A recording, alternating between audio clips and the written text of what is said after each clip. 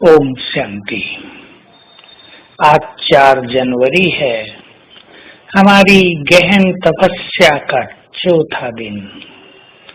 हम अपने सामने ब्रह्मा बाबा को लाएं, देखें बाबा कैसे बैठा है, शिव बाबा की याद में मग्न, बुद्धि बाबा की के स्वरूप पर स्थिर, हमेशा निराकारी स्थिति का, अशरीरी होने का बहुत ज्यादा अभ्यास।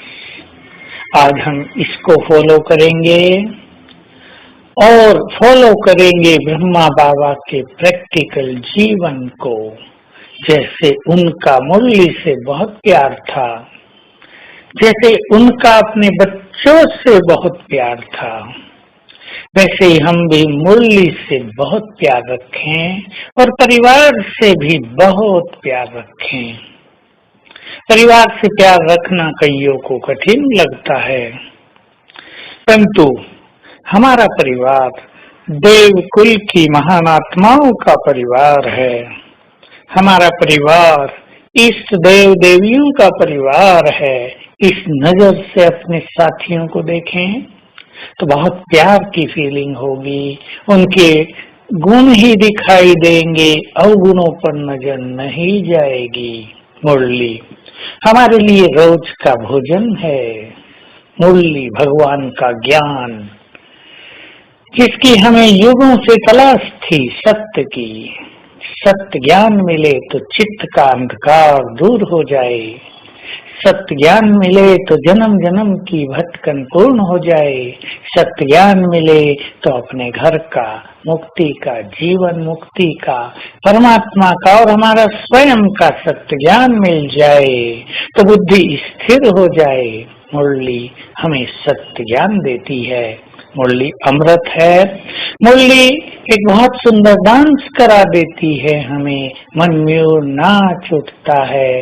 मुरली का सुख हम प्राप्त करते चलें, मुरली का रस प्राप्त करते चलें और मुरली के माध्यम से रोज अपने विचारों को महान बनाते चलें। न केवल मुरली पढ़ लेना, मुरली पढ़ना प्रथम कदम। मुरली से अच्छी अच्छी बातें जानना, नोट करना दूसरा कदम। लेकिन मुरली का संपूर्ण सुख लेना, ऐसा अनुभव करना कि स्वयं भगवान मुझ आत्मा से बातें कर रहा है।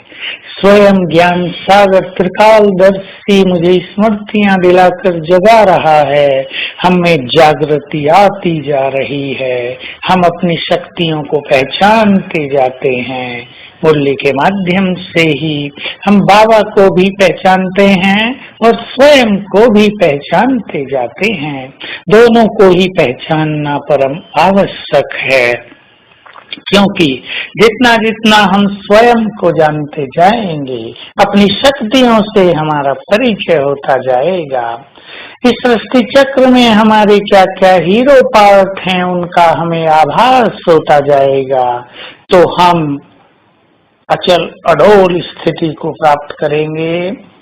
अपने संस्कारों को बदलना हमारे लिए सरल हो जाएगा। और इसी तरह बाबा को भी जानते चलें।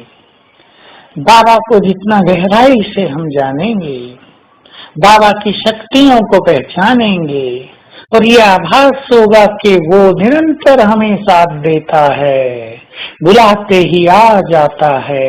ऐसा हो ही नहीं सकता हम उसका साथ चाहें और वो हमें साथ न दे। और वो सर्वशक्तिमान है, ऐसा हो नहीं सकता कि उसका साथ होते हुए हमारा कहीं अहित हो जाए, हम भयभीत हो जाएं, हमें प्रकृति कष्ट देने लगे। ये कदापि नहीं होगा। तो मुरली से हम स्वयं को और बाबा को बहुत अच्छी तरह जानते जाएंगे। तो आज सारा दिन हम बाबा की तरह अशरीरी होने का अभ्यास करेंगे। बाबा की ये स्थिति थी अंतिम 2-3 साल में। जो भी बाबा के सामने बैठते थे और बाबा उन्हें दृष्टि देते थे तो डीप साइलेंस हो जाया करती थी। वो अपने देह को भूल जाते थे।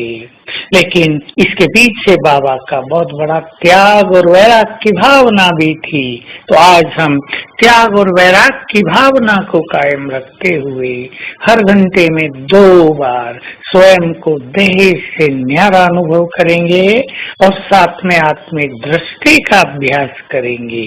आज की ये दोनों हमारी श्रेष्ठ तपस्या होंगी। ओम शांति।